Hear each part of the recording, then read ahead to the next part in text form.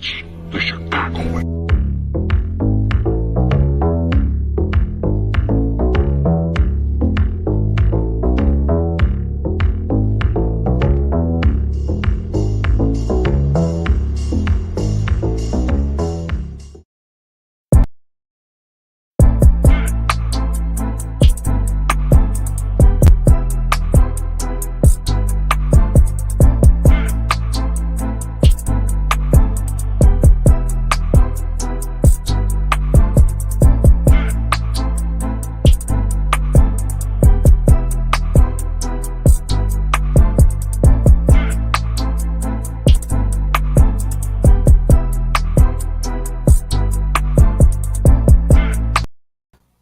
Greetings and welcome to Sports 101, the show that discusses sport beyond the X's and O's. We expand our conversation to include the history, the past, present, as well as in the making, and we also look at the game from a people, places, and cultural perspective. I'm your host, Jamar Harp. Be sure to follow me on social media at Coach_Harp412 and Facebook under Jamar Harp. Make sure you get social with Sports 101 and a litany of other shows on SportsZone Chicago by following SportsZone Chicago on social media. You can follow SportsZone Chicago on Twitter at SportsZone CHI, Facebook at SportsZone Chicago, and Instagram at SportsZone Chicago. Remember, SportsZone Chicago is the world's only Black-owned sports talk app. You can watch and listen to my show, our flagship show, Sean and Maya in the Morning, or many other the countless new shows that are coming up, including SportsZone Chicago at night. Keep up with your favorite sports team. If you miss anything, don't worry about it. Just go to YouTube, search SportsZone Chicago. Subscribe to our channel. Now, after you do that and you subscribe to YouTube, we need everyone, and I mean everyone, to download the SportsZone Chicago app. The SportsZone Chicago app can be found in the iTunes, Google Play, and Amazon stores. Recently, we've just been added to the Roku lineup, so please go to your favorite smart device, search SportsZone Chicago, and add that channel to your Roku lineup. Now I'd like to discuss this week's episode, or introduce, Tonight we'll be talking about Black Girl Magic, African American women, and United States gymnastics. Now here's our title picture right here, and this includes a lot of the individuals from the United States national team that we'll talk about in our first segment. Again, our episode is Black Girl Magic, African American women, and United States gymnastics. So there's been one hashtag that's kept resurfacing as people talk about the United States Gymnastics Championships that were in Tampa, Florida this August, and that is hashtag Black Girl Magic. Now, going back to our title picture, the elite gymnasts Connor McLean, Shalise Jones, and Jordan Childs won the top 3 spots in the senior all-around competition, making history as the first 3 Black women to sweep the podium. This was 17-year-old McLean's debut in the senior national competition, and she captured a top all-around spot with a score of 112.750, as well as a balance beam gold, according to USA Gymnastics. Jones, pictured right here, finished second in the all-around with 112 points, but also won golds in uneven bars and the floor exercise. Now, last but not least, Childs, pictured right here, landed just shy of Jones in an all-around with a third-place score of 111.9 points. So you can see all these women were very close. In a tweet that has been retweeted by more than 2,000 people and liked almost 18,000 times, Catherine Stout, PhD, wrote, "This is the legacy of Gabby Douglas, Simone Biles, Dominique Dawes, and some of the other trailblazers who trained and stood alone." McLean was reported as saying, "This is so unreal," as she talked to NBC Sports after sweeping the podium. She persevered through a tough summer, including stress fractures on both her shins. She also got a concussion and had the flu, which was bothering her up to 3 weeks before the competition. She was still in shock a little bit after all that, being able to reach the podium. Now, Tokyo Olympic Games silver medalist Childs and gold medalist Jade Carey also made history as the first U.S. women gymnast to return to elite competition after a season of college gymnastics. Carey finished 5th overall and snagged her second USA vault title. At the end of the competition, the 2022-23 senior women's national team was named, including McLean, Jones, Childs, Carey, Sky Blakely, Kayla DiCello, Elle Mueller, and Lexi Zeiss. Now I'd like to share a video with you of McLean's gold medal performance, that she was able to get those last points and capture that gold medal. I am Jamar Harp, and you are watching Sports 101. Step up this week here in Tampa. Without question. She's going to do a double twisting laid out Yurchenko. Very powerful athlete. Oh, that was gorgeous. Put all of that beside her now and do one skill at a time, just like she knows how to do it. She has really a very tricky combination. Gorgeous. Oh, this is great. Very tricky right here. Deals with it. Big release, little close to the bar, but Little close, but connected it. Missed that connection day one. Oh my goodness. that was fingertips for sure. Double pike, dismount. Wow. Small step, definitely significantly better. And will be a Then much day one. higher earlier this week. And that is not a pipe dream. That could happen. Was spectacular in night one. Had the highest score of 14.8 by quite a bit. And you'll see why. On this skill, back with a full. A little off right there, but good save. Another big test right here. Huge tumbling combinations. This is gigantic.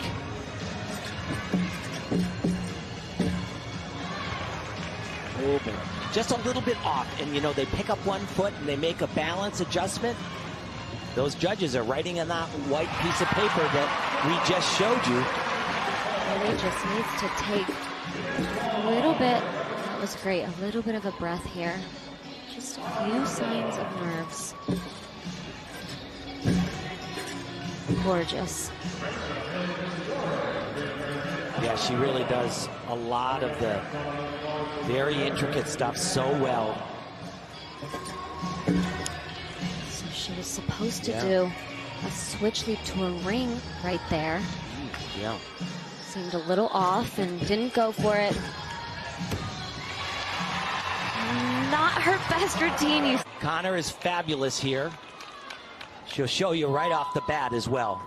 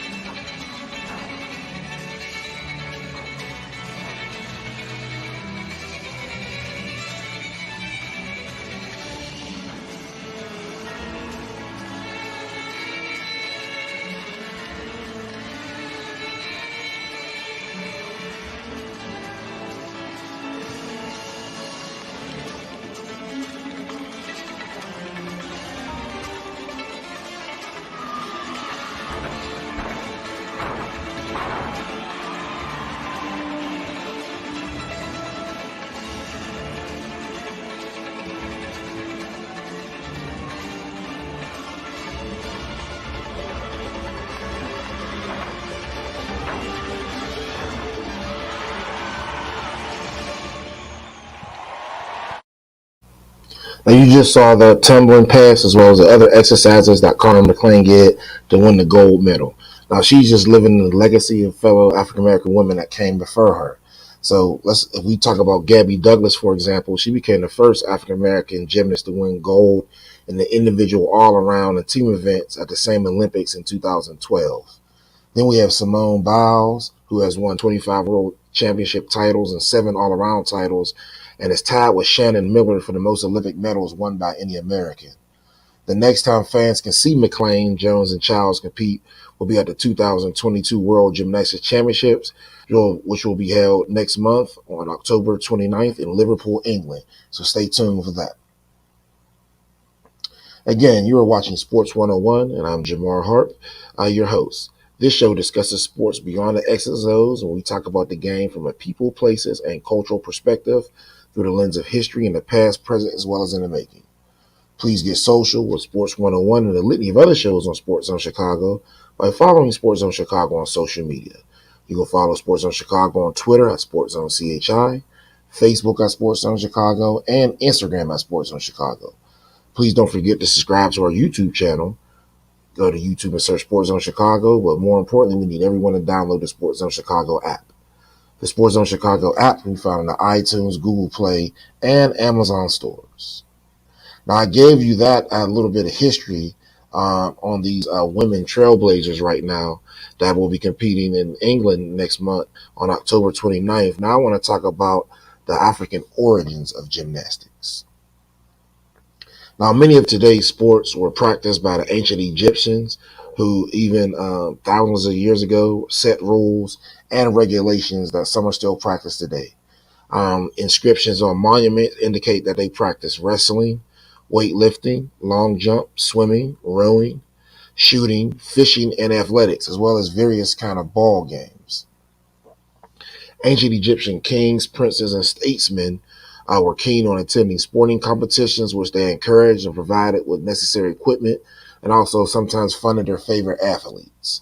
Again, similar to what you see today, if you look at the Rucker Park or any of these leagues where you have different celebrities funding athletes and or teams.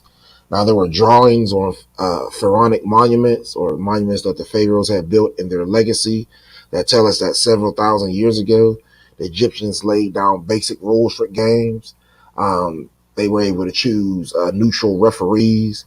They had uniforms for players, and they had a means of announcing winners by awarding different collars. Again, gold collars for the highest, different types of medals, etc. were given. Both the winners and losers were met with ovation, showing that it was a crowd. The first winner being congratulated for his superiority, and then the loser was also congratulated for showing a quote-unquote sporting spirit. Now, these are some of the drawings of the modern-day sports that were created in ancient Egypt. Let's get to my pictures. Excuse me one second. All right, first we have swimming. Again, these pictures are copies of some of the temples and different monuments, including the pyramids that can be found in ancient Egypt. Again, these were practiced as sport before the foundations of Greece. So I know everyone talks about the gymnasiums, and we will get to that in a second, but this is the actual origin of most of your Olympic sports. Now we have boxing right here, which, they didn't use gloves per se. Sometimes they would wrap their hands, but it was, a still form of boxing that is prevalent today. Then they have javelin throw. This was quite popular as well, and it was also used for hunting. So again, a javelin throw was, again, one of the most popular sports of that time. Now, ancient Egyptian kings, princes, and statesmen, really like these type of activities and like to go see sporting events, similar to rich people of today. Now, some of these sports that the ancient Egyptians invented were for entertainment, and others for keeping strong body, being physically fit and slim. Again, they had the same idea, or I can say the Greeks kind of borrowed or stole that idea from them of having an in-shape body along with an in-shape mind. Now, one of the other popular sports was gymnastics.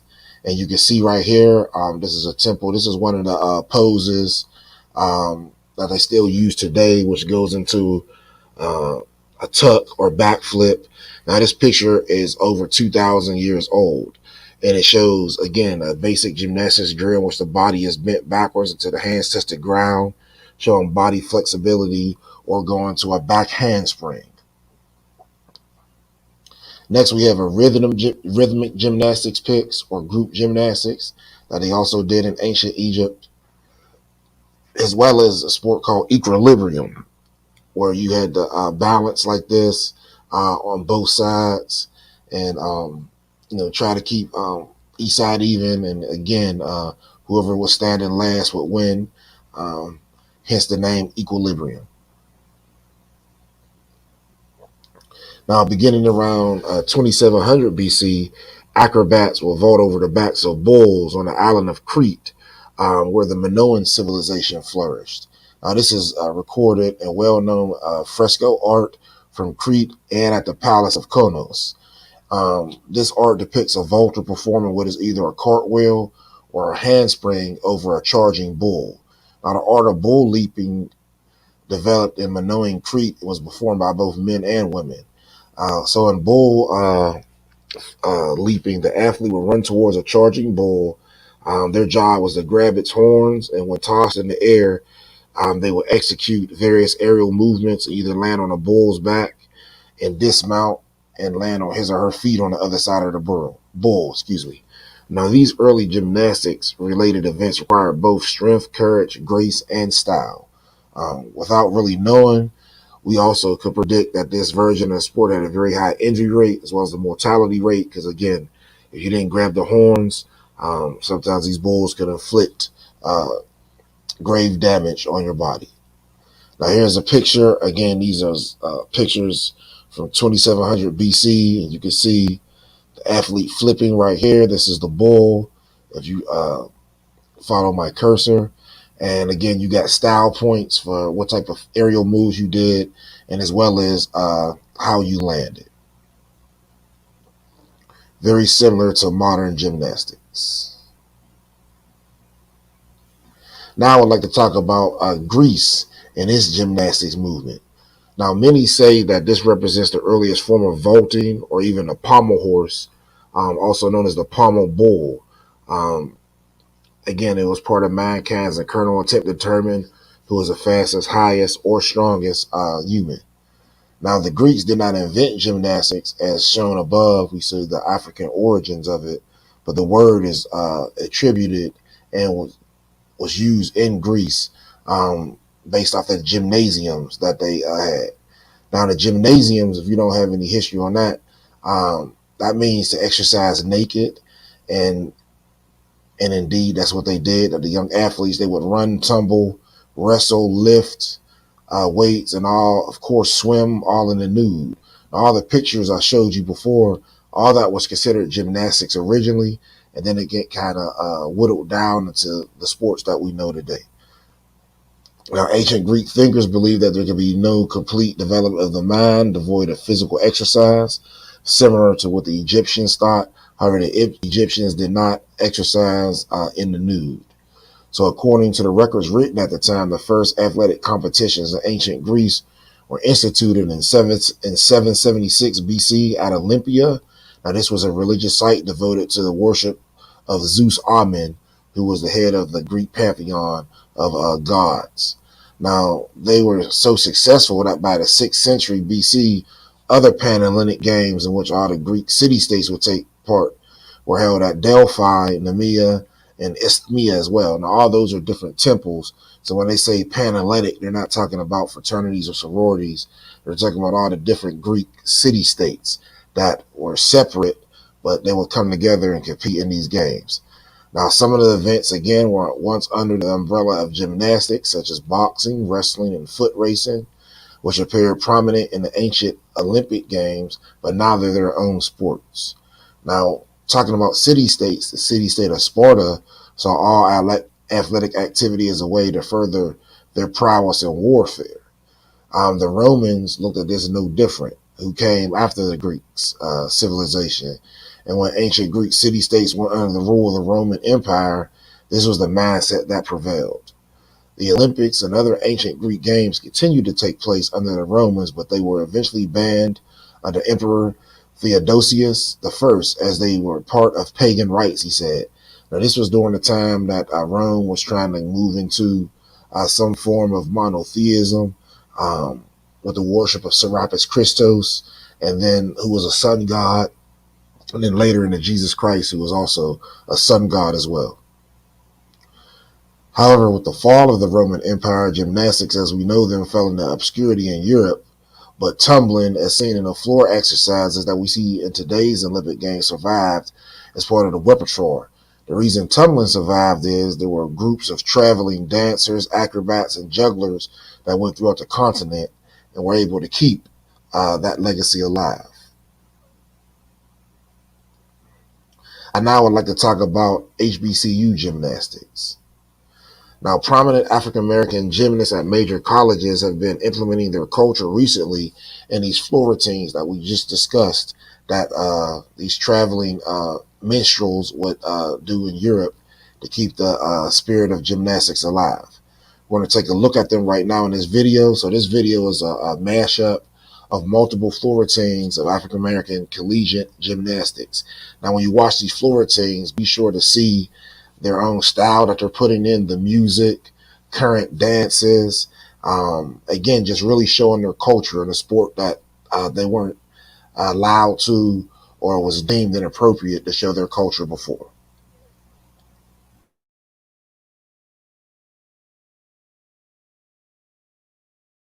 This routine is always a crowd favorite. She gets people excited and people up on their feet, and that's one reason why double tuck, just body completely open. That is so difficult to do. I know she makes it look easy, but it's not.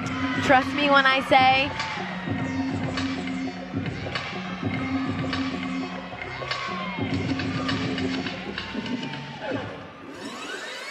She's just having a ball. That is what the judges love to see, and it's palpable. You can tell, you can feel it, and it just exudes. Crowd pleaser. Last pass, double pike, nails it. Makes it look so simple.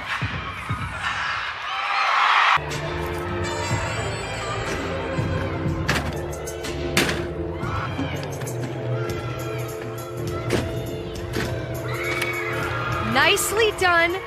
Middle pass there. She added the third flip. I'm telling you, Dean, it's early in the season, but in every floor routine so far and in floor rotations from Michigan so far, Just the dismount, a double tuck. Spectacular.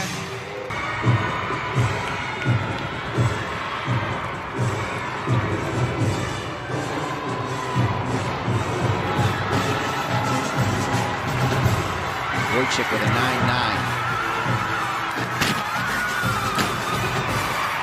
Spectacular.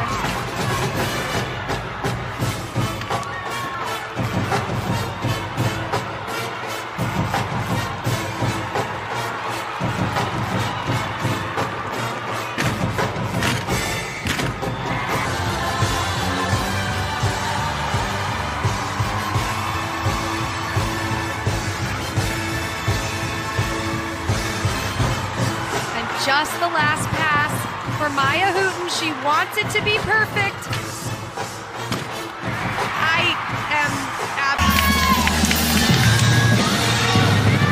First pass, round off 2.5 twist. She's working her way back from a little injury.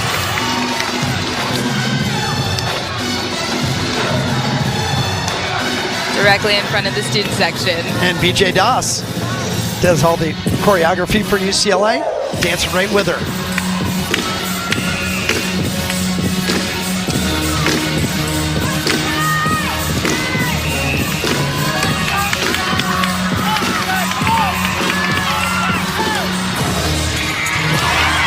Last pass, 1.5 front tuck. This has been an outstanding floor team tonight. Nice double pike for Soraya in the first tumbling pass.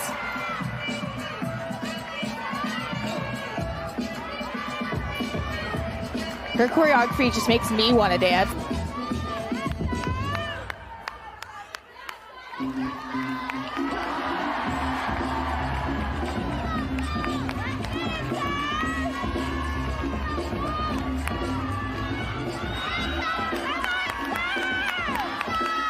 Last tumbling pass.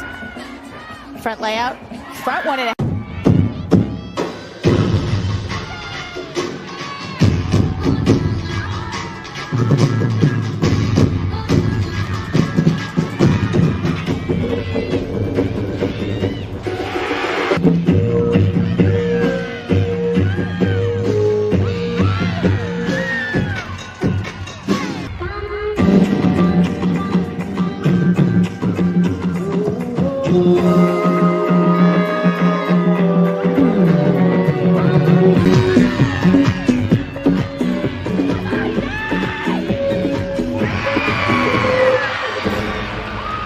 Tells her to tone it back a bit, control her landings.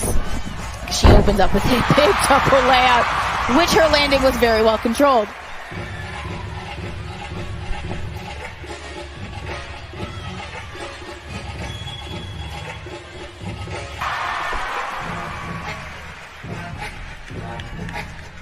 Aaliyah Finnegan's beam score 9.875. So with each good last tumbling pass for Naya. If she finishes this with good control, this is going to be a huge score. And Bullen, the team's first tumbling pass, and that was big.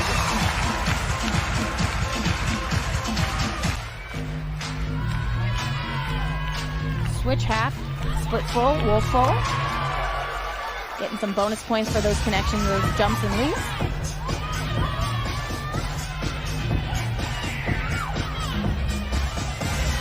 And the atmosphere here is amazing.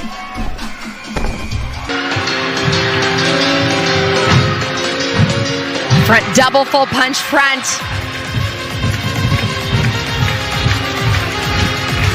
Early on, I talked about her smile.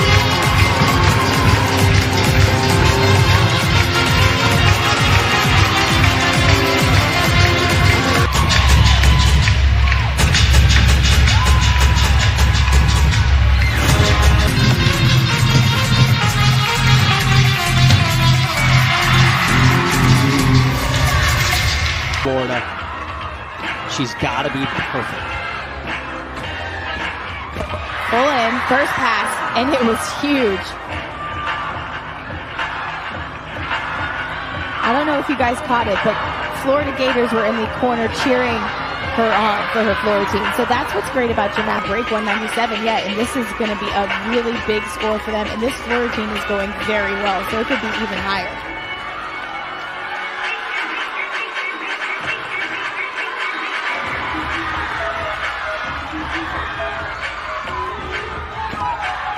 Goes out with a double top.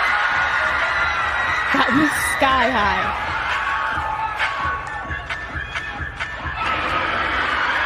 What a finish for the Tigers. Again, thank you for tuning in. This is Jamar Harp, and you're watching this week's episode of Sports 101. Now, I not mash up of Florida teams. I got a lot of great insight, and I hope you did as well. Now, if you look at the music, you can see a lot of hip-hop, urban music, as well as new dances that they're putting in. You even saw some sorority stepping in there. Lots of different things that show allegiance to the culture. You also saw women from both sides cheering each other on, showing that they're competing at the same time, but they also want everyone to win. So it's very great that I can see these young ladies feeling the confidence and the acceptance to put their culture out there. Remember, before in these Florida teams, you saw music from other people's cultures, waltz music, just different types of music that did not show homage to these young ladies' cultures. Again, so that was that mashup of Florida teams. Now, this surge in participation of African-American women has led to an HBCU to get involved with gymnastics as well. Fisk University is launching the first women's gymnastic program at a historically black college and university. Now, the school based in Nashville, Tennessee made that announcement this February. Now, currently, Fisk competes at the NAIA level. However, they are making plans to go to Division II with this, and I'm hoping that they add football as well. One of my former professors. He was the dean of the School of Business at North Carolina Central when I was there. He works at Fisk, and we've had some conversations before. So hopefully they can start football and be a Division II power that is based on academics as well as athletics. So again, getting back to the gymnastics, they've been scheduled to start the gymnastics program during the 2022-23 season. And the school has also raised money to award athletic as well as merit-based scholarships, which is another sign that they're going to Division II, because on the NAIA level, which is not NCAA affiliated, they do not offer athletic scholarships. Now, there's been an uptick in participation among gymnasts of color at all levels of the sport. You can see all the young ladies on a collegiate level in their floor routines, but there's been a surge on a youth level as well. Now, black women account present day for nearly 10% of the scholarship athletes at the Division I level, and that's an increase from 7% in 2012. So hopefully with these women sweeping the podium at the USA Nationals and anticipating they'll do great next month in England, young ladies seeing that will hopefully flock to the sport, and by 2025, we could hopefully be around 15 to 17%. Now, more than 10% of USA Gymnastics membership identify or self-identify as black. With that being said, Fisk has started funding scholarships again and plans to work with the Brown Girls Do Gymnastics, which is an Atlanta-based nonprofit that's dedicated to providing scholarships, coaching, training, and other forms of support to athletes from underrepresented and marginalized groups.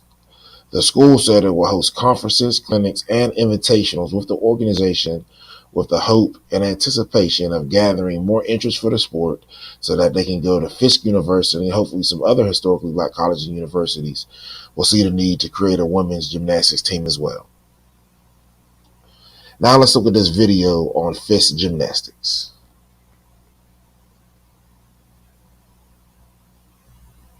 We knew that we were making history, but I don't know that we expected it to, a simple workout video to go viral like it did. Fisk University is now the first historically black college to have a gymnastics team. Coach Corrine Tarver says she had only 4 months to recruit her entire team. We're lit, like we click instantly. Like it's just so much, it's so much fun, and it's great energy, great vibes. Freshman gymnast Zaya Coleman began developing her talent at 4 years old. She chose Fisk University because she wanted to compete in gymnastics for an HBCU. I was just like, hey, that would be really cool if gymnastics had an HBCU, college to go to. So literally a month later, Fisk came out, and my friend sent it to me through Instagram or whatever. And then I was just like, ooh, so I just emailed Coach, and then she was like, okay, girl, yeah.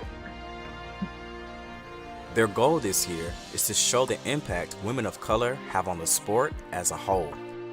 You can have a team that's comprised completely of women of color and still be extremely successful. I'm so grateful and blessed to have this opportunity, because it's like I'm making history, and I get to, share that with my future kids.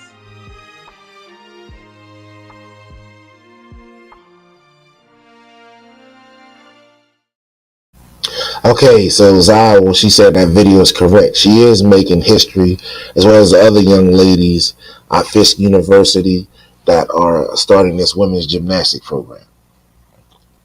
Now, speaking of collegiate gymnastics, we would like to get to our last segment, which talks about the SEC to HBCU gymnastics. You're going to say, what are you talking about in regards to SEC to HBCU gymnastics? Let me explain. So this past National Signing Day, waves were made in the HBCU community, with the #1 prospect in the country, Travis Hunter, signing with Jackson State University to play football. Now, himself, as long as other athletes, are doing a hashtag, which is the For the Culture movement, which is a trend that is resonating with athletes who see the value in increasing the presence of HBCU athletics, as many see their talents have made institutions that are not historically black colleges and universities millions, who often don't accept them holistically, meaning outside of the playing field. Now, while the mainstream male sports get the most attention, women athletes are also taking part in this movement as well. If you look at women's basketball last year, the Jackson State women's basketball team took Pokey Reese and the LSU Lady Tigers down to the wire in the game. There's also other women's teams as well that are getting transfers, similar to collegiate football, where young ladies coming from former predominantly PWIs or Power 5 schools down to the FCS level to play for historically black colleges and universities. Now, with that in mind, I would like to talk about the, I don't want to say the female Travis Hunter, but she can be considered as such. Now, this picture right here is Morgan Price. Now, Morgan Price is a 5-star recruit who decommitted from the University of Arkansas to join the historical gymnastics team at Fisk. Now, Price, who is 17 years old, took a leap of faith and dropped her full ride scholarship. Again, she was a 5-star recruit who could have went anywhere in the country. The reason she chose Arkansas because she has a sister there that also is a gymnast. So again, she dropped her full ride scholarship to pursue becoming a member of the Fisk Women's Artistic Gymnastics team, which again is making history as the only women's team at a historically black college and university, as well as being the only women's team that is exclusively filled with women of color, and particularly women of African descent. So Morgan, again, she said she made this decision and it was mostly about honoring her black heritage. Morgan was quoted as saying ever since she was younger, she always wanted to be a HBCU gymnast. But she never had the opportunity because it wasn't an HBC with a gymnastics team. So she had to look at the SEC and other schools. So when she saw this opportunity came up, she was super excited. And she was quoted as saying she knew right away that she wanted to be a part of this team. Now, Morgan's story is remarkable and also trend-setting as well. The 2022 fall semester enrollment at most HBCUs has risen again for this culture movement, and due to the transfer portal and NCAA sports, where you see the quote-unquote revenue sports seeing an influx of transfers from the Power 5 schools. Now, many students are becoming aware that HBCUs can offer a quality college education and additional intangible values that major institutions do not provide them, henceforth the surge in enrollment. Now, Morgan's decision to connect with other black student athletes is very similar again to Travis Hunter's significant decision when he chose Jackson State over Florida State. Now, Morgan was quoted as saying there was nothing wrong with Arkansas. The main fact why she decommitted and switched over solely because Arkansas wasn't an HBCU. Again, she stated over and over again she wanted to play and represent her people and her culture. She also stated as saying that we will make history at Fisk, being the first HBCU with a gymnastics team. Again, she's their prominent gymnast right now, being a 5-star. It means so much more to be able to compete for HBCU rather than the PWI, Morgan stated, as she's bringing prominence to something that she feels a part of. Now, in closing, I would like to just offer these few quick takes. When we look at the segmentation of collegiate athletics, you have to realize that before integration, a lot of these Power 5 schools didn't have the resources that they had now. Now, in the late 60s and early 70s, there was a boom of not only resources due to the integration that happened, but also you saw major funds for capital projects to be built on all these schools. So you saw an increase in stadiums and different things due to the money that they were getting, as a fact that along with integration, television began to pick up games as well. Before television, you have to read about or go to see these power HBCU teams like the Gramblins, the Morgan States, the North Carolina Centrals, etc., by either going in person or one of the famous newspapers. The Pittsburgh Courier, Chicago Defender are two of the main ones that prominently displayed historically black college and university sports. So after that happened, in the age of television, along with integration, you saw millions of dollars flow to the non-historically black colleges and universities. Henceforth, the uptick and getting all the nice stuff. So in the 80s, 90s, up to the present day, you can recruit student athletes based off of the amenities that you have. So what Morgan Price, Travis Hunter, and other athletes are saying is they want to change this paradigm and get that money flowing back to the historically black colleges and universities. So if you look at a quote from Deion Sanders, which he was quoted as saying after the Travis Hunter signing, a lot of the Florida State fans were highly upset, saying that he stole one of their athletes, and he came back and said, I cannot steal what is ours and what is mine. So basically he was making reference that due to Travis Hunter's culture and ethnicity, that again, before integration, the only place he could go was historically black colleges and universities. So again, with this resurgence, it's important to continue this movement to even the playing field, or shift the paradigm back to what it was before integration, where the historically black colleges and universities were the top in athletics. Again, at that time, you see all the Hall of Famers and all these notable athletes come from these schools. The current school I work at right now, which is also one of my alma maters, Grambling State University, has more people in the NFL Hall of Fame than any other college in the state of Louisiana, including Louisiana State University, or LSU. So that goes to show you that the power that these schools had. And with this Florida cultural movement and these students coming back, along with increased revenues due to better deals being made by athletic departments, as well as televised games on HBCU Go, which is owned by Byron Allen, as well as ESPN and other outlets, this influx of new money should hopefully span the tide so that these historically black colleges and universities were able to increase their infrastructure and spending to compete to get their student athletes back home. So in closing, I want to make sure everyone gets social with Sports101 again, and a litany of other shows on SportsZone Chicago by following SportsZone Chicago on social media. Again, you can find SportsZone Chicago on Twitter at SportsZone CHI, Facebook at SportsZone Chicago, and Instagram at SportsZone Chicago. Please subscribe to the YouTube channel, search SportsZone Chicago, but more importantly, download the SportsZone Chicago app. The SportsZone Chicago app you can find in the iTunes, Google Play, and Amazon stores. Thank you for tuning in to this week's episode of Sports 101. I will see you next week at our normally scheduled time of 10 p.m. Central, 9 p.m. Eastern. Before we leave, I would like to show you some commercials of some of our sponsors and other shows as well, so that you can get a look at SportsZone Chicago. Please remember we're now on Roku, so you can download SportsZone Chicago to your favorite smart device and watch anytime. Thank you for tuning in. Please enjoy these commercials, and I'll see you next week.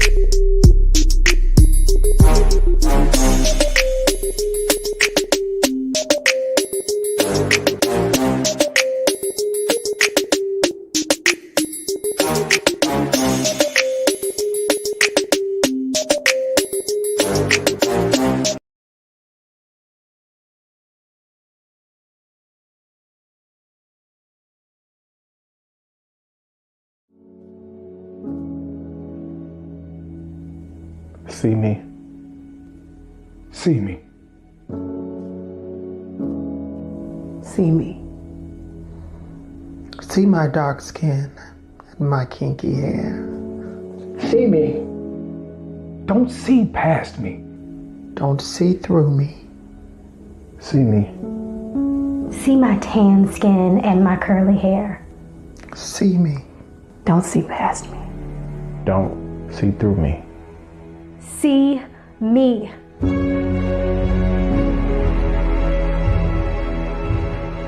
See my face, wet with tears from years of oppression. See my hands, weathered and worn from decades of pulling myself up through your society. See my feet split from centuries of walking your delicate line. See me.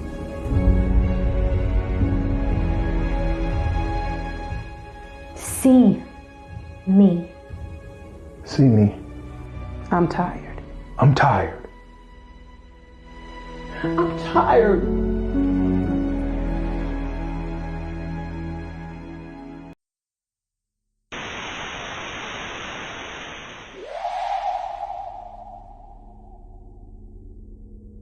That's the Chicago way.